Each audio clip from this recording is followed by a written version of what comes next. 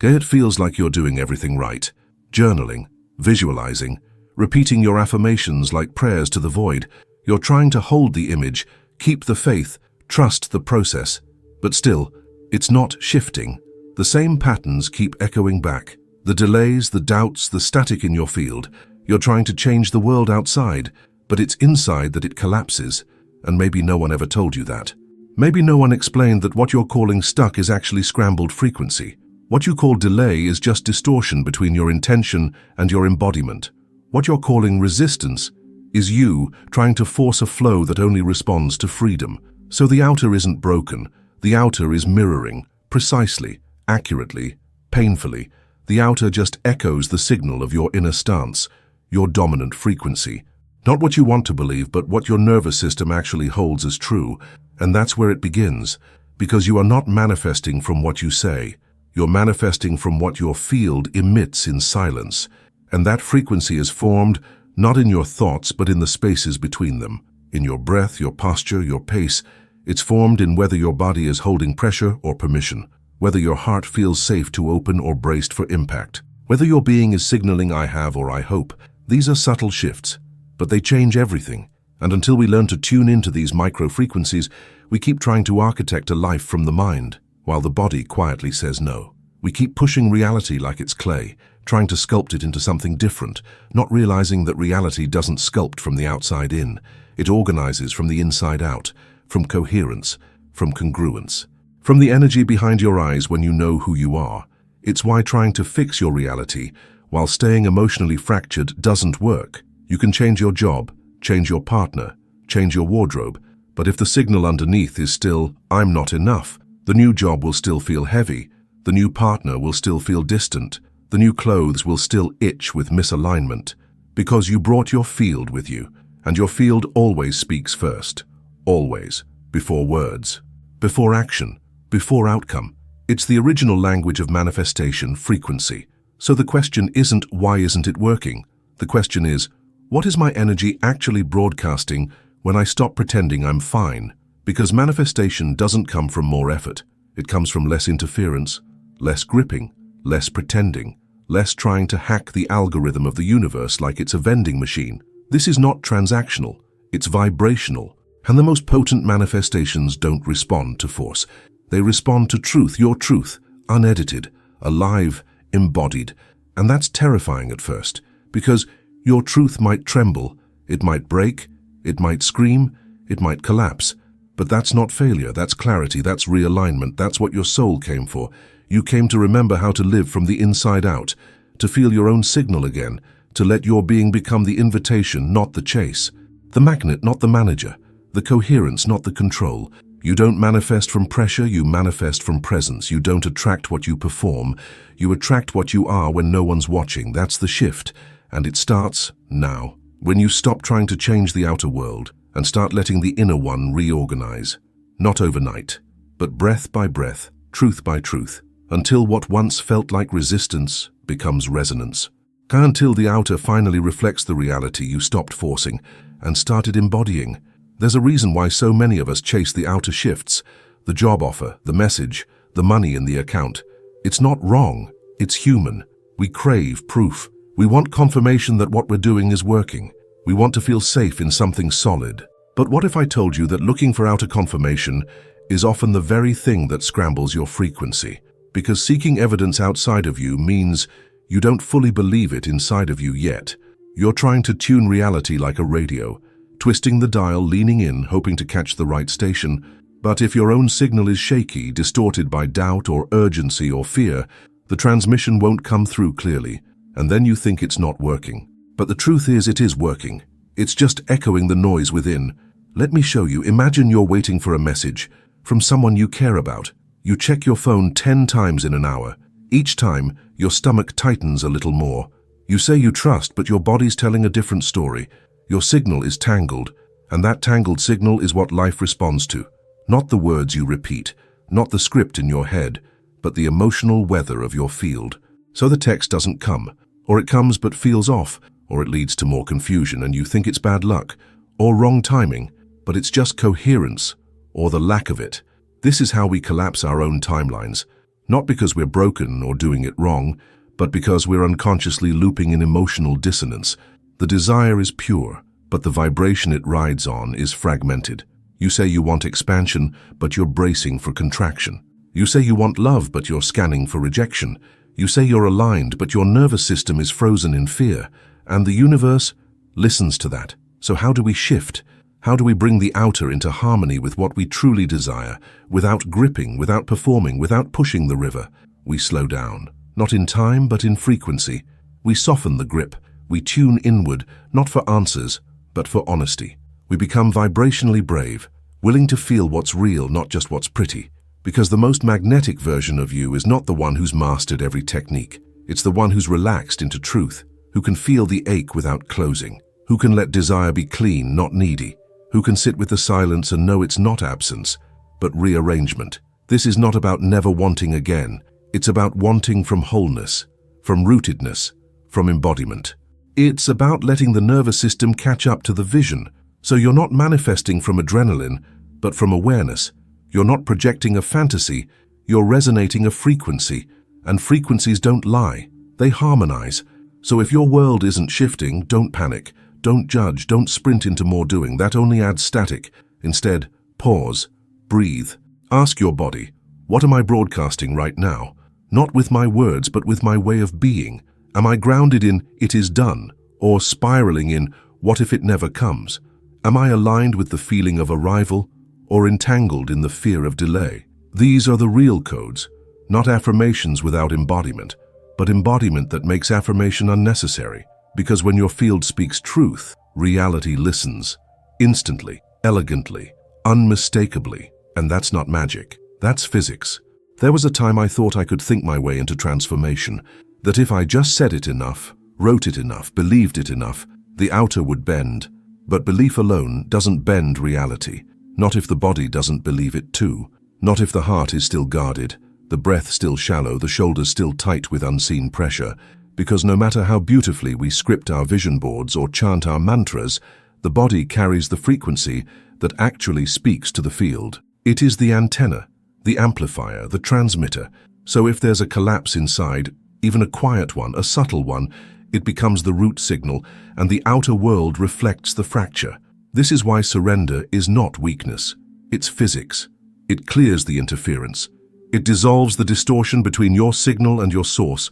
But surrender doesn't mean give up. It means give in, not to the fear, but to the frequency beneath it. It means letting yourself soften enough to feel where you're gripping, where you're pushing, where you're pretending not to care while secretly bracing for heartbreak. That tension is a signal. That holding pattern is a prayer in reverse. And you can't magnetize from a state of inner conflict. You can't harmonize when your being is split between hope and hiding. So we learn to listen differently, not with our ears, with our breath, with our cells, with our stillness. We start to ask, can I be with the now without needing it to perform for me? Can I let this moment be whole even if the outcome isn't here yet? Can I allow space between the desire and the delivery without collapsing into panic? Because that space, that gap, is not empty. It's intelligent. It's the recalibration chamber. It's where the field realigns with your new frequency. But most of us don't stay long enough in that chamber. We interrupt the transmission by jumping back into doubt. We start chasing again, worrying again, running simulations of worst-case outcomes in our heads like they're gospel. And then we wonder why nothing's moving. It's not because the universe said no, it's because our field said, I don't trust yet. Trust isn't a thought, it's a nervous system state. It lives in the breath, the belly, the base of your spine. It's the felt sense of, I don't need to manage this anymore. I am this now. And when you live from being instead of doing, you collapse timelines without lifting a finger. You pull possibilities into the now not through force, but through frequency. Not by hustling for it, but by harmonizing with it. Not by planning it, but by becoming it. So if you're tired, not just physically but soul tired, maybe it's not a sign to try harder. Maybe it's the call to return inward, to stop fixing and start feeling, to stop controlling and start cohering. Because your reality is not waiting on a new strategy. It's waiting on a new signal. A signal that says, I'm not chasing this anymore. I am this now. I've remembered. I've returned.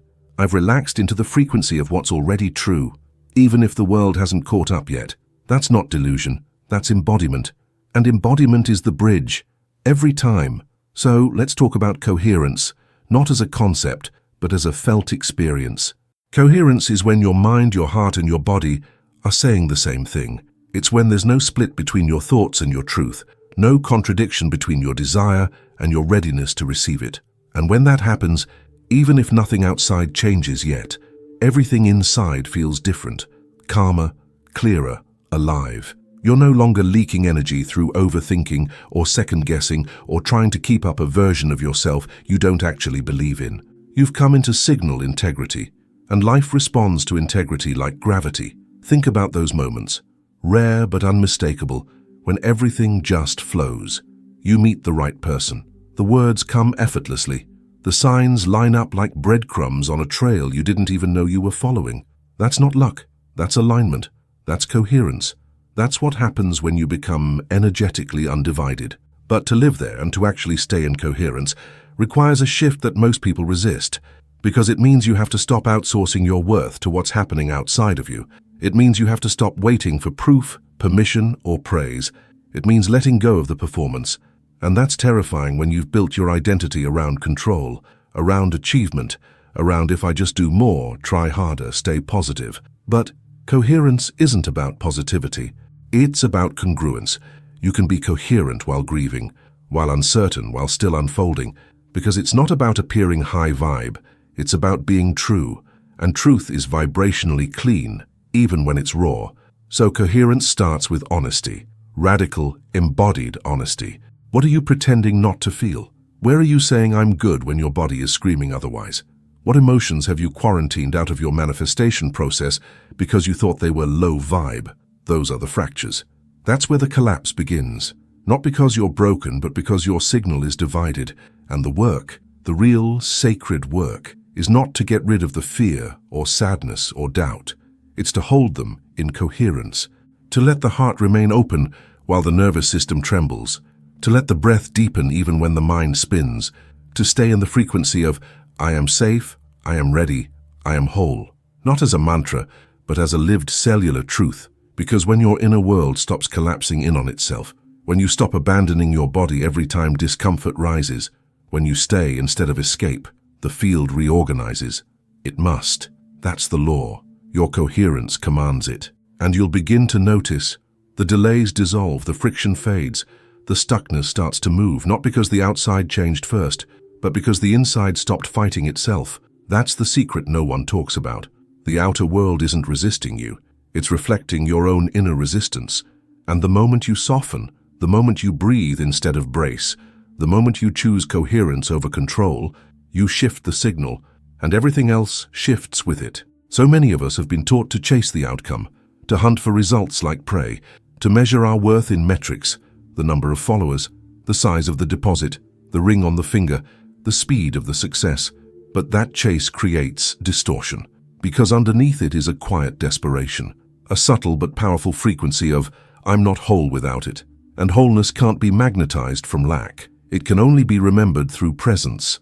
We've mistaken momentum for alignment, urgency for intuition, pressure for power. But the truth is, most of what we call manifesting is just spiritualized striving, trying to bypass the inner collapse by controlling the outer sequence, and that creates interference.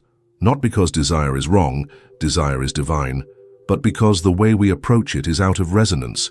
You can't rush coherence, you can only relax into it.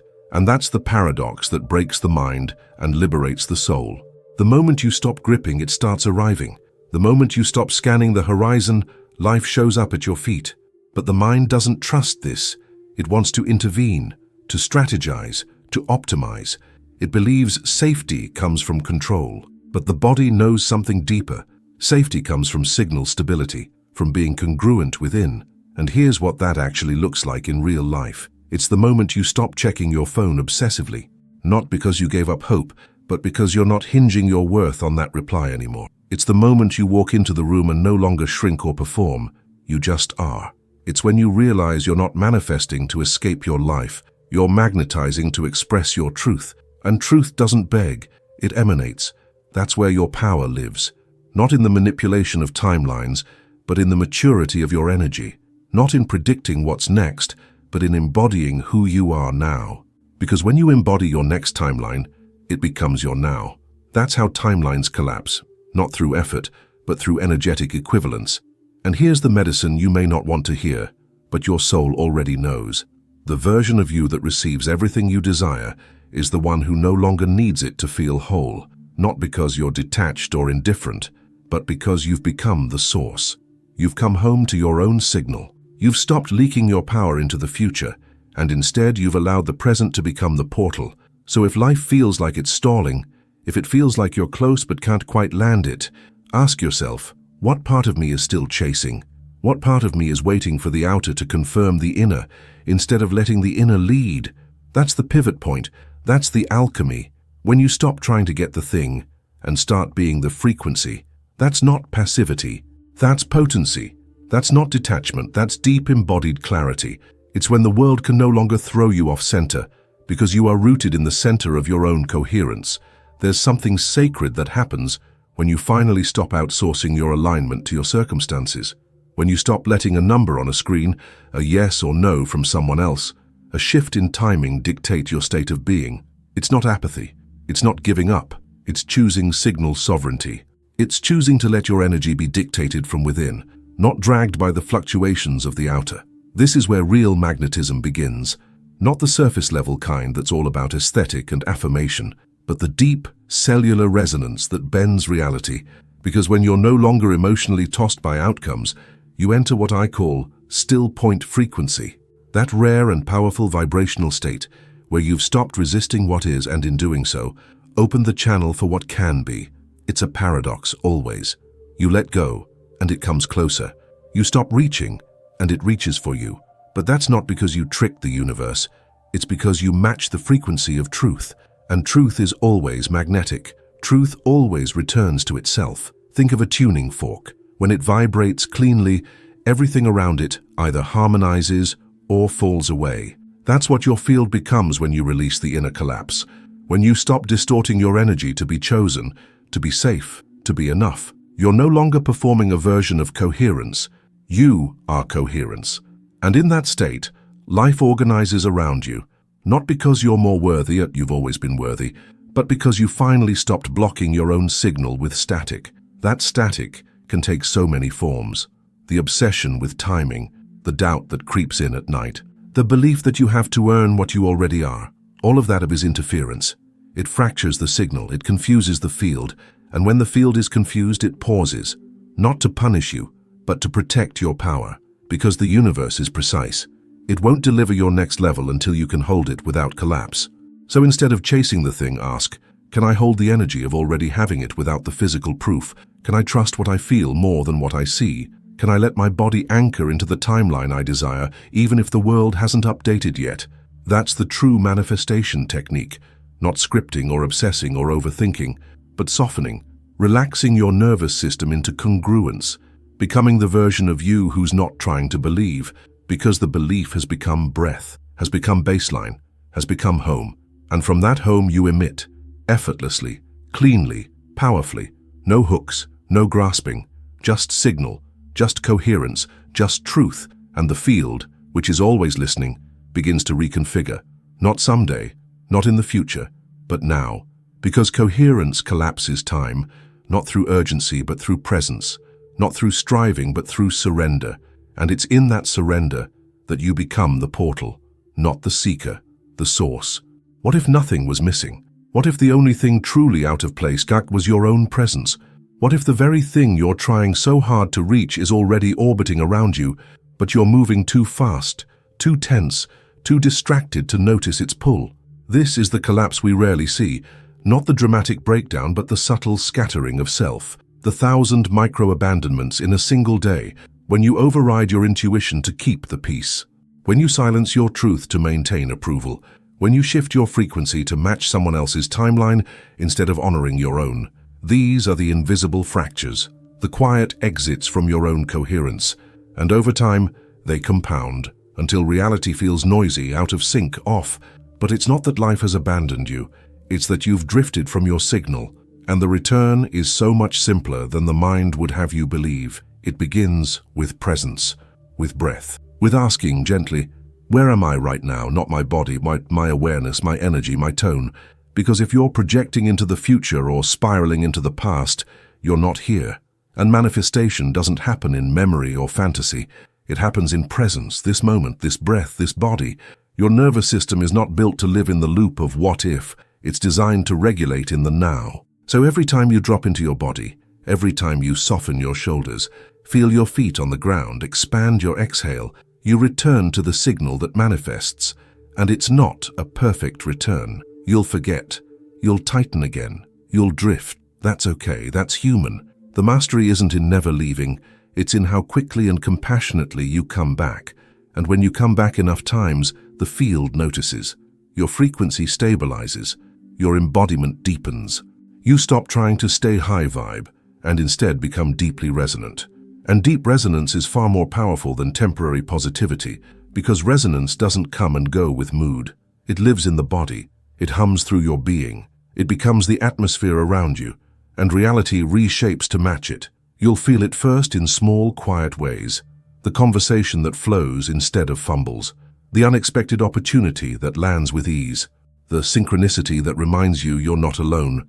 These are not random, they're reflections, echoes of your alignment, proof that presence creates portals. So if the world outside still feels stuck, maybe don't try to fix it yet. Try feeling it. Try meeting it with softness instead of strategy. Let your attention be medicine. Let your breath be the bridge.